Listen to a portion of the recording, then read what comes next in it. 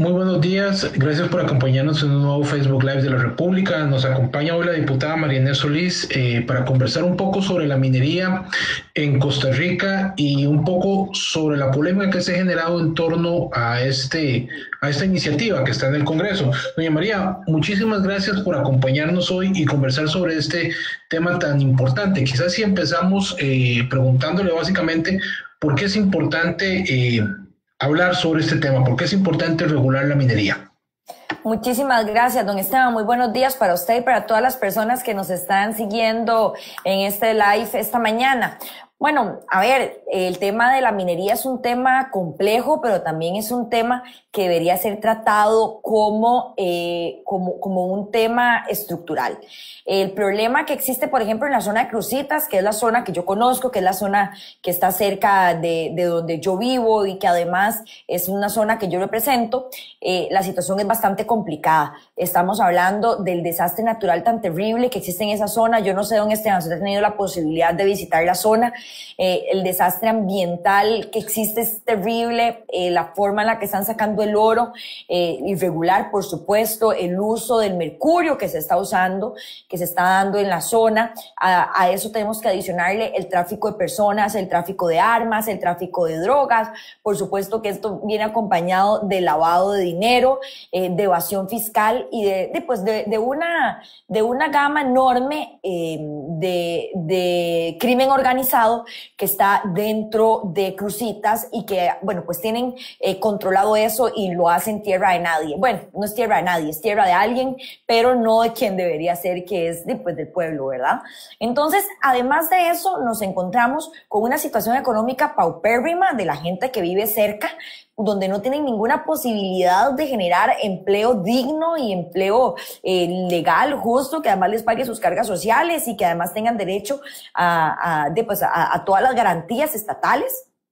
Y tenemos acompañado de esto un Estado que se hace de la vista gorda, o que se hace de la vista gorda, o que está muy cómodo con la situación tal cual está sucediendo ahí, o que le conviene por un asunto ideológico no entrar en el tema, no solucionar el tema y no legislar y regular la minería que está sucediendo en este momento en la zona. Nos parece, doña María, que la inacción de repente vendría a ser el peor de los negocios en términos ambientales, en términos productivos, en términos de oportunidades de trabajo y desarrollo para la zona. Claro, pero a eso agreguémosle también lo que al Estado le cuesta esta inoperancia, lo que esta inacción le está costando al Estado. Estamos hablando que tienen este montón de operativos, los LAPA, que está el LAPA 2, el LAPA 3 y no sé cuántos LAPAs que tienen en la zona de Cruzitas. Estamos hablando de una cantidad grande de oficiales de la policía, de policía frontera, de la GAO, que están instalados en la zona para evitar que se vaya a extraer el oro, que de todas maneras sucede. Si no sucede en una finca, sucede en otra finca, o si no sucede en otra, porque recordemos que eso ni siquiera es propiedad del Estado, eso son fincas privadas. Después, lo adicional es todo el dinero que el gobierno está dejando de percibir por todo ese oro que se podría estar vendiendo de forma legal, todos los recursos que el gobierno podría estar recibiendo, pero además el movimiento económico legal que podría haber dentro de la zona si se estuviera comercializando este oro de manera legal. El montón de empleos que se podrían estar generando, la cadena de producción, toda dentro del marco legal, porque eso está sucediendo, solamente que está sucediendo dentro del marco ilegal, donde estamos llenos de inmigrantes ilegales, llevándose el oro, que se lo están llevando por la frontera, el oro se está yendo para Nicaragua, no se está quedando en el país, y además todo el mecanismo ilegal que está sucediendo. Doña María, usted tiene un proyecto en la Asamblea Legislativa, bueno, de hecho creo que tiene dos, ¿verdad? Uno específicamente sobre Cruzitas y otro sobre minería. También hay una propuesta de la diputada de Liberación María José Corrales, pero en términos generales, ¿qué es lo que usted está promoviendo con el tema de la minería? ¿Qué es lo que está usted proponiendo? Como usted bien lo dice, don Esteban, yo tengo dos propuestas. Una propuesta es una propuesta mucho más integral, es una propuesta que abarca la autorización de la explotación de oro en todo el territorio nacional. Sería para minería a mediana escala y a gran escala. Ese proyecto es un proyecto que inclusive dentro de la Asamblea Legislativa varios diputados, principalmente los diputados ambientalistas, me dijeron que no veían que hubiera ninguna viabilidad, pero también algún diputado preocupado por lo que sucede en Cruzitas, se sentó muy honestamente y me dijo, Marinés, hagamos una cosa.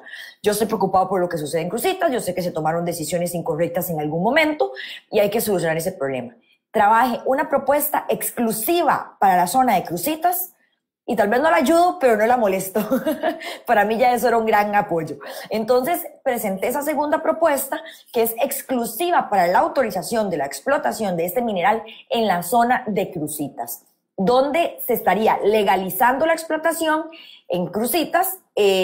¿Cómo la hagan? No es mi problema. En el proyecto está clarísimo que lo tiene que definir vía reglamento el Ejecutivo, si es a mediana escala, si es por medio de cooperativas, si es por medio de asociaciones, si es por medio de una concesión a una gran empresa. Eso honestamente no es mi problema. Me parece que es un asunto que le corresponde a quien le corresponda, que es el Ejecutivo en este momento, y que ellos tengan que definir la manera en que se haga. En mi proyecto de ley lo que hace es definir dónde se puede hacer la explotación, cómo se puede hacer la explotación, o sea, las regulaciones que tiene que llevar el convenio de Minamata, que tiene que apegarse a las condiciones ambientales del convenio de Minamata y de Basilea, que también, que es para el manejo de los desechos, y obviamente que bajo los estándares ambientales requeridos.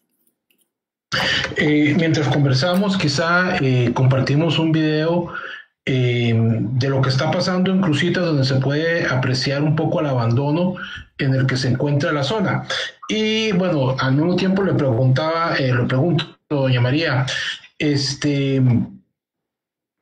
puede hacer una explotación del recurso metálico de una manera sostenible?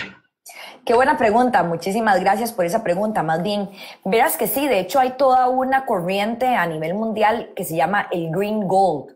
Entonces, inclusive se cotiza de una manera distinta. El Green Gold, de manera que es oro verde, y es una manera de extraer oro amigablemente con el ambiente. ¿Se puede hacer? ¿Es más caro? Sí, por supuesto que es más caro, pero el recurso está ahí. Y el recurso ahorita se lo están robando y no nos está quedando. Entonces sí hay formas de hacerlo de forma sostenible. Ok, básicamente en el video que les estamos pasando vemos un poco el abandono en el que se encuentra la zona, totalmente destruido. Ahí no hay básicamente control de nada y los coligalleros están usufructuando, ¿no? Y destruyendo la zona y explotando la minería de la manera menos ambientalmente posible. ¿Qué hace falta, doña María, para que estos proyectos, para que alguna de las iniciativas de estas avance en la Asamblea Legislativa? Voluntad. Eso es lo que hace falta voluntad principalmente del gobierno. Yo creo que si el gobierno tuviera voluntad de avanzar en esta línea, ya hubiera generado las mesas de diálogo que se requieran para poder llegar a acuerdos y para poder presentar una propuesta en la que todos estemos pues meramente o medianamente de acuerdo, que sea la propuesta en la que pueda avanzar de manera que podamos solucionar el problema tan grande que existe. Tengo un dato por aquí que debía haber dicho al puro principio, pero lo había olvidado. 550 millones de dólares son los números que, según el Colegio de Geólogos, pierde el país anualmente con el oro que se está explotando de forma ilegal y se está yendo por nuestras fronteras. Son 550 millones de dólares. Eso es dinero con el cual pudimos haber inclusive empezado a hacer el tren eléctrico, digo, tanto que le interesa al gobierno el tren eléctrico. Es dinero con el cual se pudo haber hecho un montón de infraestructura y un montón de cosas importantísimas para las comunidades y para el desarrollo, e inclusive para pagar la descarbonización que le va a costar al gobierno millones de millones. Entonces, yo creo que si hubiera voluntad, se podría estar haciendo, se podría estar compensando una cosa con la otra y que con lo que salga del oro se puedan pagar las actividades ecológicas del gobierno y podrían ser completamente compatibles. Pero la oposición absoluta del gobierno a no oro están haciendo ver a nivel mundial la doble moral que tiene este gobierno de dejarse decir que son un país verde, pero solamente en unos lugares. En otros lugares no. En otros lugares los desastres ambientales son de la dimensión que los estábamos viendo en esos videos. Me habla usted de una doble moral y un sesgo ideológico de parte del PAC. ¿Esto tiene que ver con intereses político-electorales? Por supuesto, no solamente con poderes político-electorales, sino también con la búsqueda de trabajo futura. A mí me parece que estas oposiciones tan rotundas, no solamente con el tema de la minería, sino, por ejemplo, también con el tema de la pesca de arrastre que acaba de pasar hace unas cuantas semanas aquí. Las prohibiciones lo único que generan son que la actividad se siga realizando de una manera ilegal. Eso es lo único que generan las prohibiciones. De tal manera que lo que tenemos que hacer es regular las diferentes actividades que pueden suceder, pues en nuestro país en este caso. Pero a mí me parece que estas oposiciones rotundas, donde no importa que la gente se esté muriendo de hambre, donde no les importa el desastre ambiental que puedan estar causando las actividades si se realizan de forma ilegal, simplemente tienen intereses político-electorales y además intereses de más allá de qué voy a hacer después del 7 de mayo del 2022 y dónde me podrán dar trabajo más adelante. No a mí, por supuesto, yo no ando en esas, pero usted me entiende a qué me refiero. Claro. Doña María, Costa Rica vive momentos difíciles, para nadie es un secreto el tema de la pandemia, el tema económico, y en las zonas rurales esto es todavía más complicado porque hay menos fuentes de trabajo.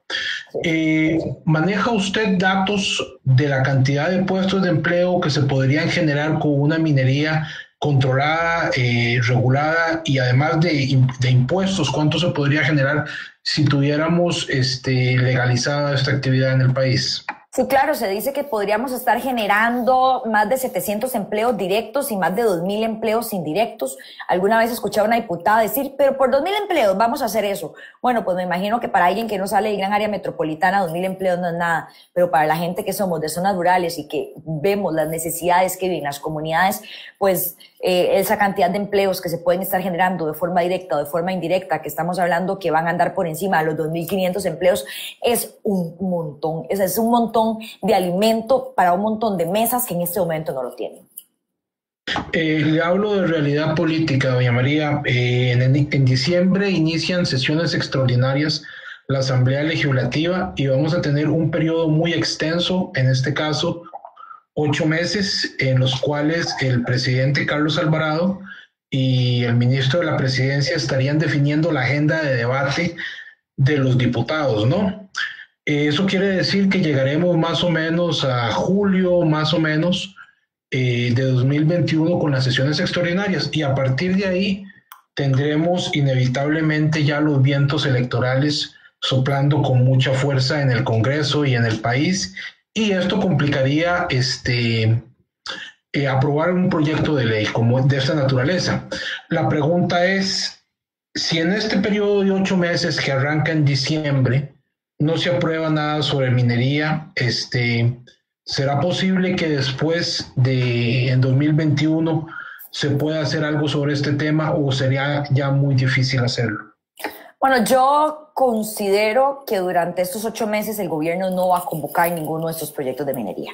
Me parece que la decisión del gobierno es rotunda y no tienen ningún interés de avanzar en esto, lo cual me parece irónico y para mí simplemente no tiene precedentes. Tendríamos que aprovechar, el ideal sería que podamos comenzar a generar las mesas de diálogo con los diferentes sectores para que podamos generar una propuesta integral para solucionar el problema en la zona de Cruzitas. Pero para eso también requerimos de una voluntad de parte del Ejecutivo para que se involucren, porque si el Ejecutivo no está involucrado dentro de este proceso, sería imposible pues poder generar ningún tipo de planificación si el gobierno no es parte.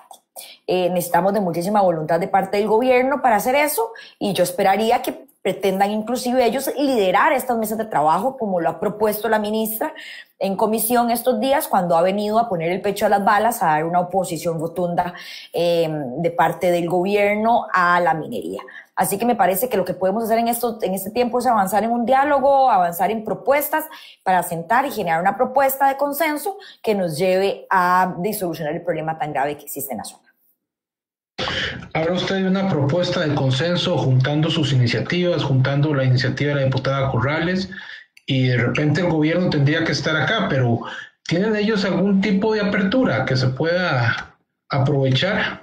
Bueno, por eso dependemos de la voluntad del gobierno, porque estamos hablando de que en este caso necesitaríamos no solamente al MINAE, sino también necesitamos al Ministerio de Economía, también necesitamos a COMEX, también necesitamos a Procomer y necesitamos una serie de instituciones que tengan la voluntad de unirse y que busquemos una solución integral para lo que sucede. Inclusive tenemos que pensar en que necesitamos instituciones como el INAMO, hay un tráfico de mujeres impresionante, lo que sucede en la zona es terrible. Entonces, inclusive el mismo MAC puede ser un ente que debería estar involucrado dentro de una propuesta que podamos generar para buscarle una solución a la zona.